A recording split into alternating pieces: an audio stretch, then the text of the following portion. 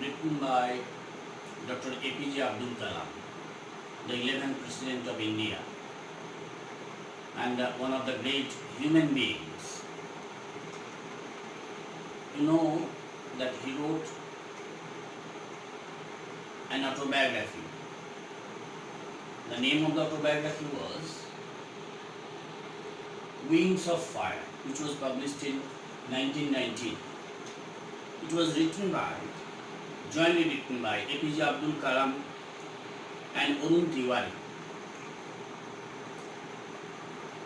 And this autobiography focuses his worldview. There is a little difference between biography and autobiography. Biography is a personal account or a detailed account of a person's life written by someone else. But an autobiography is written by the author himself. The name of famous autobiography is Through My Ages by Ruby Bridges, Sunny Days by Sunil Gavaskar,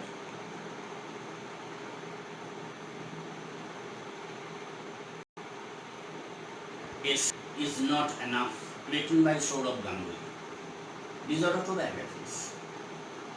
But there are biographies. Biographies like Sachin Tendulkar's biography written by Gaudiya Majumdar. So it's a different kind. Autobiography is written by the author himself, the biographer himself. So in this autobiography, the worldview of APJ Abdul Kalam is reflected. And it follows the traditional chronological order or approach in narrating his life from childhood to maturity. It is actually a journey from recollection to reflections. Remember this important point. The whole autobiography is a journey from recollections to reflections. Now, we'll begin to read in between the lines. I was born into a middle-class Tamil family in the island town of Rameshwaram in the erstwhile Madras state. Madras state presently is known as Tamil Nadu. APJ Abdul Kalam was born there in a very middle-class family. My father, Jainul Abdin, had neither much formal education nor much wealth. Despite these disadvantages, he possessed great innate wisdom and a true generosity of spirit. The two important points to be remembered here, that Jainul Abdin was a great human being with a spiritual bent of mind.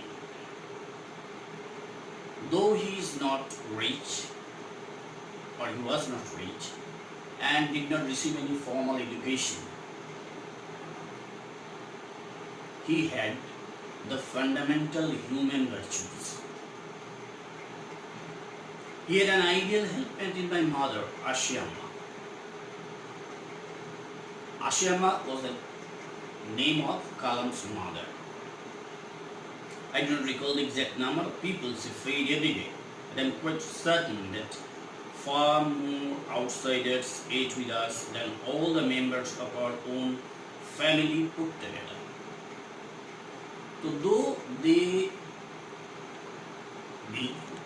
were middle class family, his mother or rather his parents were generous enough to feed other people. This shows their true generosity of heart and mind. My parents were widely regarded as an ideal couple. My mother's lineage was more distinguished, one of the forebears having been bestowed the title of Rai Bahadur by the British. So, from the point of view of lineage, of ancestry, his Kalam's mother was superior to his father, to that of his father. I was one of many children. Now, Kalam tried to explain his own external feature or appearance. A short boy with rather undistinguished looks, born to tall and handsome parents. His parents were very beautiful, tall, lanky. But Kalam was rather undistinguished or common.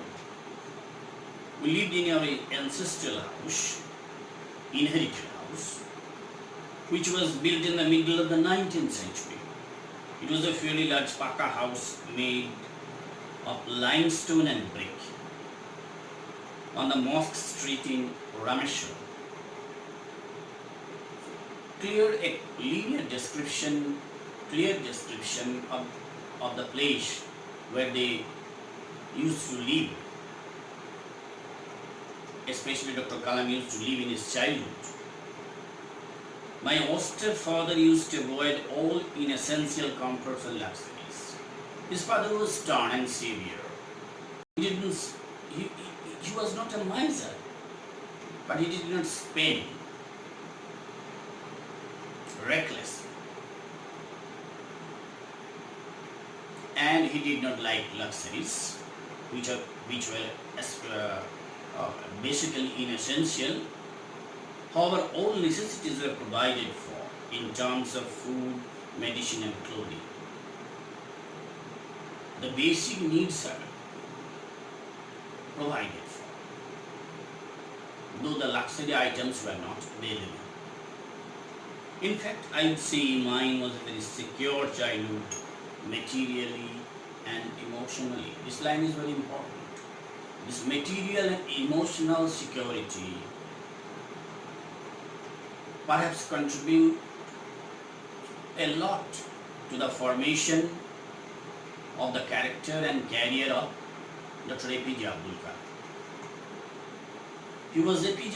He became APJ Abdul Kalam because of this secure and emotionally secure childhood. I normally eat with my mother, sitting on the floor of the kitchen. So there is no dining table or chair. They avoided luxury. So they sat on the floor. She would place a banana leaf before me, on which a seed little rice, an aromatic sambar, South Indian scented food, variety of sharp homemade pickle, and a dollop of fresh coconut chutney. The food items you note just carefully that they are not luxurious and they are not non-vegetarian, they are vegetarians. The Shiva temple, which made Rameshwaram so famous to pilgrims. Rameshwaram, you know very well, was famous for the Shiva temple. Shiva, one of the three gods, Brahma, Vishnu and Maheshwar. Shiva was one of the gods among the three, this tribe. Was about a 10-minute walk from our house. So he was under the influence of the temple culture. Our locality was predominantly Muslim, but where Kalam lived, the place was Muslim dominated. But there were quite a lot of Hindu families too living amicably with their Muslim neighbors. The bonhomie between the two communities again created a broad liberal mind in Kalam. That's why he became Dr. APJ Abdul Kalam.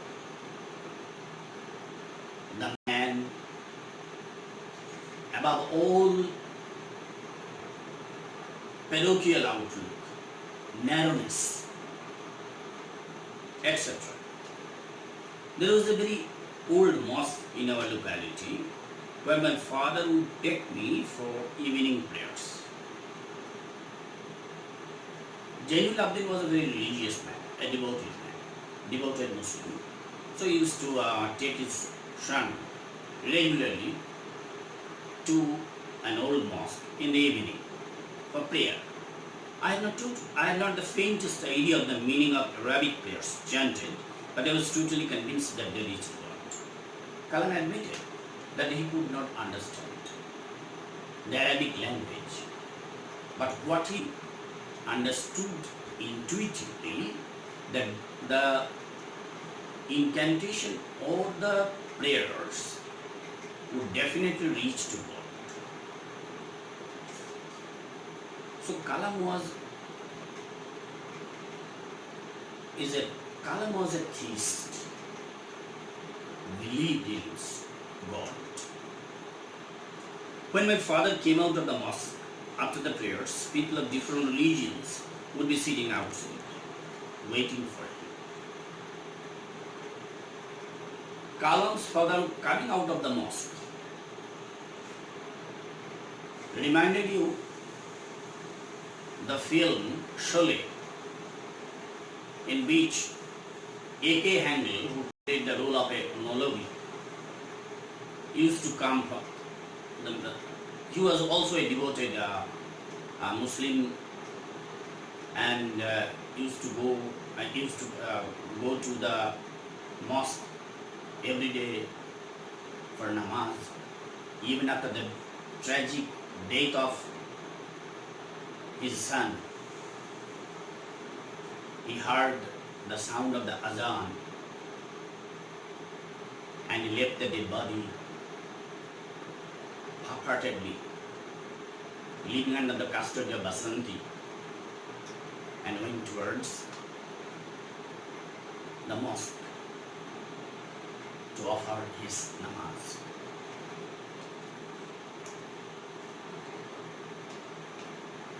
I had not the faintest.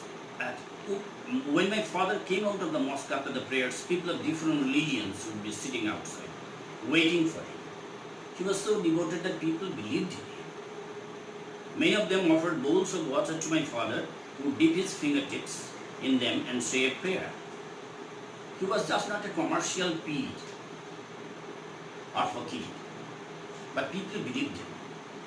And he came and he dipped or immersed his fingertips and prayed for the remedy, for the benefit of those waiting outside the mosque. This water was then carried home for invalids, those who were handicapped. And I also remember people were visiting our home to offer thanks after being cured. Many people are cured. Maybe it is for their faith. And father always smiled and asked them to thank Allah the Merciful. Kalam's father was very careful not to take any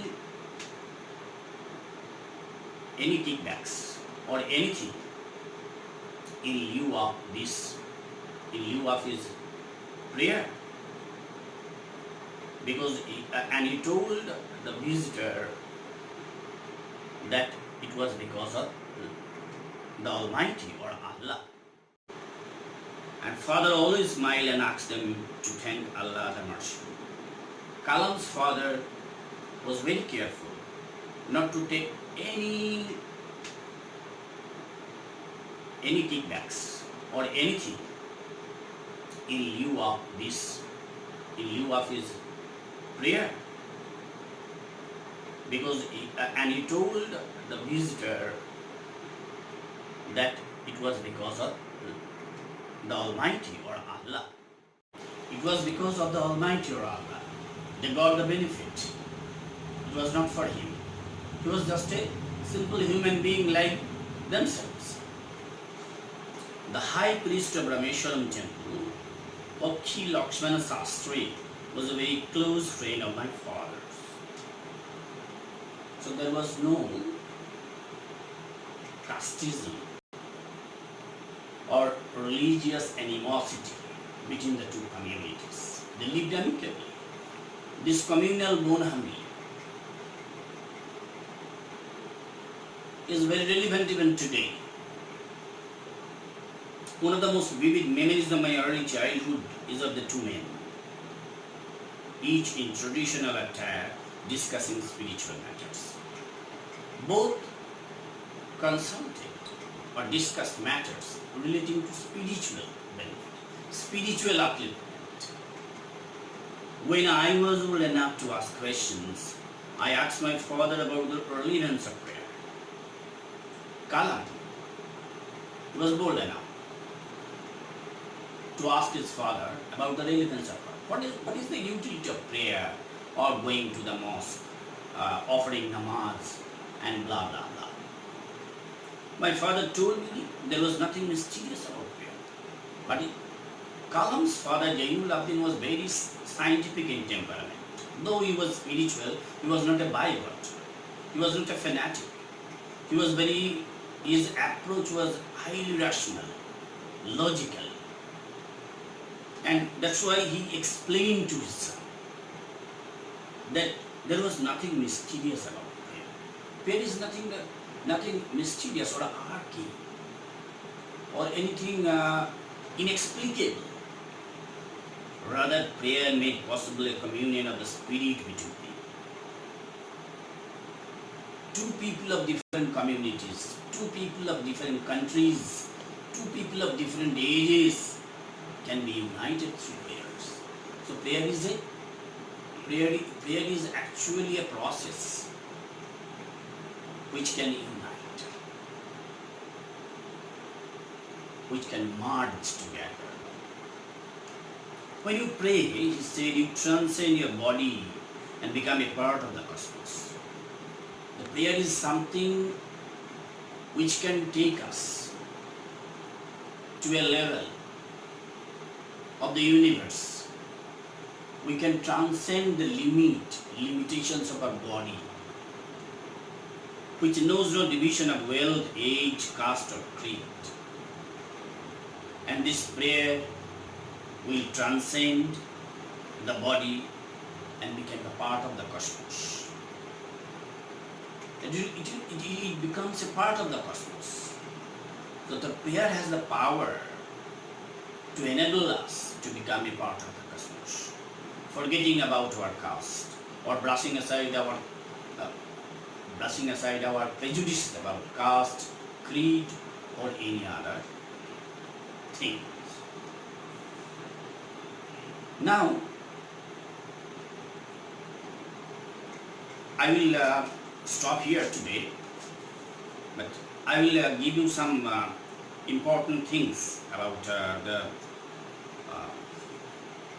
autobiographies or the title Strong Roots is metaphorical. The author has used plant imagery to point out the depth of human network of human relations. A tree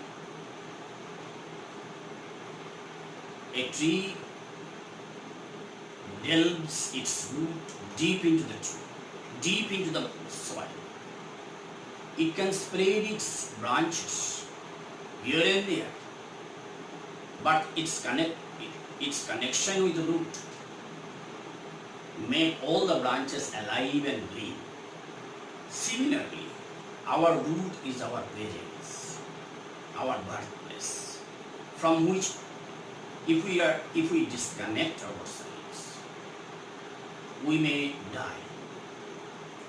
There must be a connection between our parents and ourselves. The strong roots is actually the strong affectionate bond of relations. So the title is metaphorical. And I told you earlier at the beginning of my lecture that the whole autobiography is a reflection. it's a journey from a recollection to reflection. There are many philosophical utterances made here and there, especially by Kalam's father, and at the end by Dr. Kalam himself. And the philosophical utterings are very important for the understanding of the piece of the autobiography. It is the first chapter. Now, one important point you ought to remember in Pershing, that this strong root is taken from the first chapter of his original autobiography, Wings of Fire. So there are some important vocabularies. You look at the chart and see some important vocabularies. If you find opportunities, or if you are interested, you can jot down or take down the meanings. These are very important. Otherwise, you can proceed. You need to enhance your vocabulary to make your understanding clear. See the vocabulary first. Innate. Innate means inborn. Inborn. Generosity, quality of being kind and liberal or generous. Helpmate, a helpful companion, especially wife or husband. Ideal, perfect, bestowed, conferred, undistinguished, unexceptional or very common, ancestral, inherited, luxuries, opulence, austere, severe, aromatic, scented or fragrant, dollock, bouvet. This word you can easily remember. That's why I have given this word, bouvet. Ladle, serve with a ladle. Ladle means spoon. Predominantly, mainly, amicably, affably, dip, immerse. Communion, union, attire, dress or cloth. Cosmos, the whole universe. Transcend, excel. Creed, faith. One thing I would like to remind you that the idea of cosmos, as revealed by Kalam's father, has an affinity with the view expressed by Octavio Paz in his poem Brotherhood. This you are to remember, and if you connect or associate these things, this will help you to understand both the poem and the piece of the autobiography. Thank you very much for being with me, and give me time to listen to me carefully. Be serious. Again, those people who have smartphones can access to this lecture or speech, and you will be able, if you are benefited to an extent, I shall be highly grateful to the students community. So please listen to me or to my classes, because most of the all the schools and colleges and universities are closed. So HS students will be highly benefited if they are regularly listen to my lecture. You may ask me questions if you like to. I will also give you some important areas from which questions will be set.